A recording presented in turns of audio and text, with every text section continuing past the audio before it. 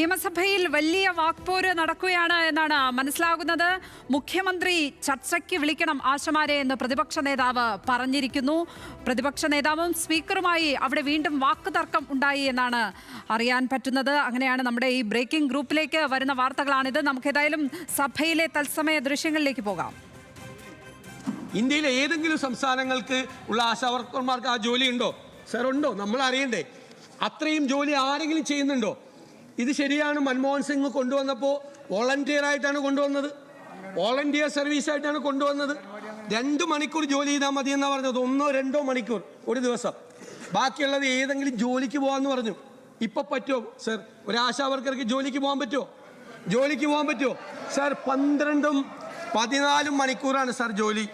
Sir, എന്താണ് കുട്ടികളുടെ injection, കുഷ്ഠരോഗ നിവാരണത്തിന് ഭാഗമായിട്ടുള്ള ഏർലി ഡിറ്റക്ഷൻ, പിന്നെ ഗർഭിണിയെ 3 മാസത്തിനുള്ളിൽ കണ്ടെത്തി രജിസ്റ്റർ ചെയ്യിപ്പിക്കുക, വാർഡ് റിപ്പോർട്ട് തയ്യാറാക്കുക, വാർഡ് തല അവലോകന യോഗം നടത്തുക, സബ് സെന്റർ അവലോകന യോഗത്തിൽ പങ്കെടുക്കുക, പഞ്ചായത്ത് അവലോകന യോഗത്തിൽ പങ്കെടുക്കുക, ആരോഗ്യ സംബന്ധിയായ ക്ലാസ് നടത്തുക, ആക്ടിവിറ്റി നടത്തുക, വൾണറബിളായി വ്യക്തികളുള്ള 10 വീടുകളിൽ സന്ദർശനം നടത്തുക, മാസത്തിൽ 4 ദിവസം ഡ്യൂട്ടി.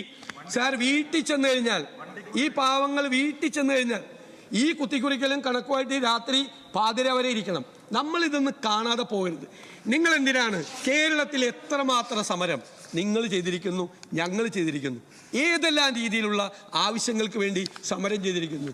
ട്രാൻസ്പോർട്ട് ബസ് കത്തിച്ചിട്ട് അതിനകത്തിരിക്കുന്ന 4 പേര് വെന്തു മരിച്ച ഒരു സമരം കേരളത്തിൽ ഉണ്ടായിട്ടുണ്ട്. സാർ, അങ്ങനെ എത്ര സമരം കേരളത്തിൽ ഉണ്ടായിട്ടുണ്ട്. എന്നിട്ട് അവരെ എന്തൊക്കെയാണ്? പാട്ടപ്പിരിവുകാർ, സാംക്രമിക രോഗങ്ങൾ പരത്തുന്ന കീടങ്ങൾ. പിന്നെ ഇന്നലെ ഒരു CITU നേതാവ് പറഞ്ഞത് സുരേഷ് ഗോപി അവിടെ പോയപ്പോൾ അവർക്ക് കൊട കൊടുത്തതിന്റെ കൂടെ അവർക്ക് ഉമ്മ കൊടുത്താന്ന്. സാർ, നിങ്ങൾക്ക് യോജിച്ചതാണോ? ഈ ആരോഗ്യമന്ത്രി പറയണ്ടേ അതിന് മറുപടി? ഇയാൾ അത് ചെയ്തത് തെറ്റാണെന്ന് പറയണ്ടേ?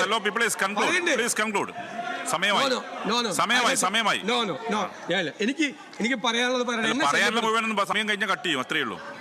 അങ്ങനെ ബഹളം ഉണ്ടാക്കി സമയം കഴിഞ്ഞാൽ കട്ട് ചെയ്യും. ഞാൻ പറഞ്ഞിട്ടേ പോകും. ഇവിടെ പറയാൻ സമയമുണ്ട്, ബാക്കി വേണമെങ്കിൽ പുറത്ത് പറയാം. സാർ, അത്രേ പറ്റൂ. സാർ, അവരുടെ ജോലി ഭാരം മനസ്സിലാക്കി അവരോട് ന്യായമായ തീരുമാനമെടുക്കണം. സാറ്, സമരം ചെയ്ത് തെറ്റാണോ? ഒരു ന്യായമായ ആവശ്യത്തിന് വേണ്ടി 12-14 മണിക്കൂർ ജോലി ചെയ്യുന്ന സ്ത്രീകൾ തിരുവനന്തപുരത്ത് വന്ന് സമരം ചെയ്യുമ്പോൾ, സാർ, എനിക്ക് ഗവൺമെന്റിനോട് അഭ്യർത്ഥിക്കാനുള്ളത്, മുഖ്യമന്ത്രി അവരെ വിളിച്ച് ചർച്ച ചെയ്യണം. സാർ, കർണാടക മുഖ്യമന്ത്രി ചെയ്തതുപോലെ ബഹുമാന്യനായ മുഖ്യമന്ത്രി അവരോട് ചർച്ച ചെയ്ത് തീരുമാനമെടുക്കണം.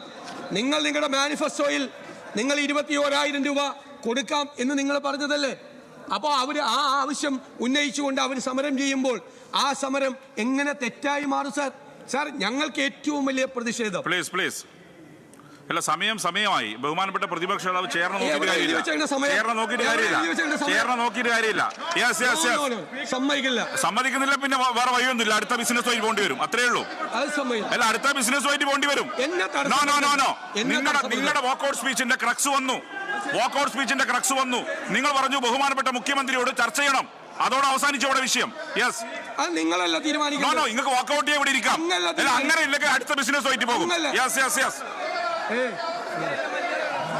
ഓർഡർ 11 മിനിറ്റായി. ഒരു സ്ഥിരമായി കൊടുക്കുന്ന സമയം കൊടുക്കാൻ പറ്റൂ. ആദ്യം തന്നെ ചെയർ കൃത്യമായി പറഞ്ഞിട്ടുണ്ടായിരുന്നു ഇത്ര സമയം കൊണ്ടേ പറ്റൂ. ഓർഡർ ശ്രദ്ധ ക്ഷണിക്കൽ.